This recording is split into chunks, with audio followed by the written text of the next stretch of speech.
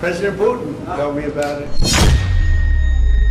अमेरिकी राष्ट्रपति Donald Trump ने यूक्रेन के राष्ट्रपति वोलोदिमीर जेलेंस्की से मुलाकात की। इसके बाद डोनाल्ड ट्रंप इजराइल के प्रधानमंत्री बेंजामिन नेतन्याहू के साथ बैठक कर रहे थे, लेकिन उसी वक्त अचानक डोनाल्ड ट्रंप के पास एक फोन आया। फोन रूस के राष्ट्रपति व्लादिमीर पुतिन का था। पुतिन ने गुस्से में ट्रंप से कहा कि मेरे ऊपर हमला हुआ है, मेरे ऊपर यानी सही में मेरे घर के ऊपर। President Putin told me about it. Early in the morning he said he was attacked. That's no good. इस घटना ने पूरी दुनिया में नया बवाल खड़ा कर दिया है। दरअसल रूस के राष्ट्रपति व्लादिमीर पुतिन के घर पर 91 ड्रोन से हमला किया गया है। रूस ने कहा है कि ये हमला यूक्रेन ने कराया है।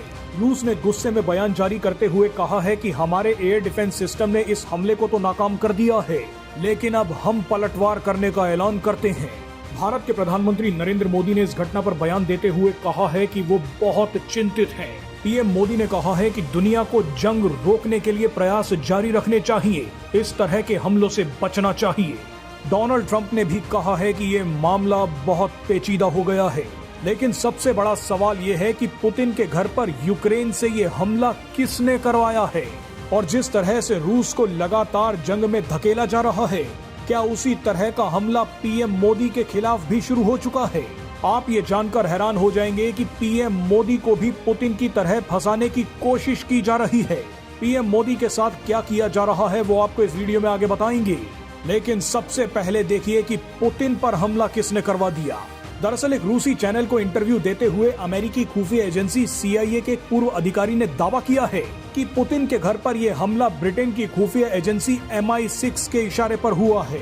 ये दावा इसलिए किया गया है क्योंकि हाल ही में MI6 की पहली महिला चीफ बनी ब्लेज मेट्रेवेली ने पहली बार कैमरे पे आकर बयान दिया कि हम पुतिन को ये बताना चाहते हैं कि उन्हें कोई गलत फहमी नहीं होनी चाहिए, हम यूक्रेन के साथ हैं, नाटो हमेशा यूक्रेन का साथ देता रहेगा।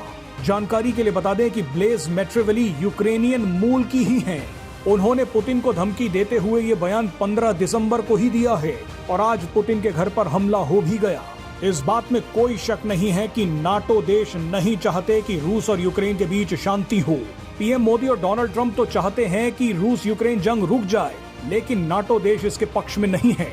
नाटो जानता है कि उनके लिए भी जंग महंगी साबित हो रही है, लेकिन रूस को फंसाए रखने के लिए वो ये कीमत उठाने को तैयार हैं। नाटो को दशकों बाद जेलेंस्की जैसा बेवकूफ इंसान मिला है। नाटो देश जेलेंस्की के कंधे का इस्तेमाल करके रूस को जंग में उलझाए रख रहे हैं। जंग की वजह से रूस का पैसा भी बर्बाद हो रहा है और सैनिक भी मर रहे हैं। जंग नहीं होती तो रूस अपनी ताकत का इस्तेमाल कहीं और करता। रूस अपनी अर्थव्यवस्था को मजबूत करता, सेना को मजबूत करता, लेकिन रूस को आगे बढ़ने का मौका ही नहीं दिया जा रहा।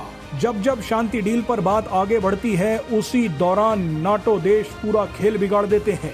नाटो देश लगातार रूस को एंगेज करके रखना चाहते हैं। रूस जितने समय तक जंग लड़ता रहेगा, उतना ही कमजोर होता रहेगा। यही नाटो देश चाहते हैं। बहरहाल यही खेल पीएम मोदी के साथ भी शुरू हो चुका है। भारत को भी एक साथ कई दिशाओं से फंसाया जा रहा है। भारत को लगातार पाकिस्तान और अब बांग्लादेश के साथ उलझाया जा रहा है। चीन से भिड़वाया जा रहा है। भारत को भी रूस की तरह एंगेज किया जा रहा है। आप ये अंदाजा लगाइए कि अगर भारत का पड़ोस शांत होता तो भारत आज की स्थिति के मुकाबले 40 साल आगे होता, लेकिन डीप स्टेट भारत को आगे नहीं बढ़ने देना चाहती। डीप स्टेट को खास तौर पर पीएम मोदी से डर लगता है। डीप स्टेट के लिए पीएम मोदी सबसे बड़ा खतरा है। आप अंदाजा भी नहीं लगा सकते कि भारत पर कितने आंतरिक और बाहरी हमले हो चुके हैं, लेकिन पीएम मोदी ने लगभग सभी हमलों को नाकाम कर दिया है।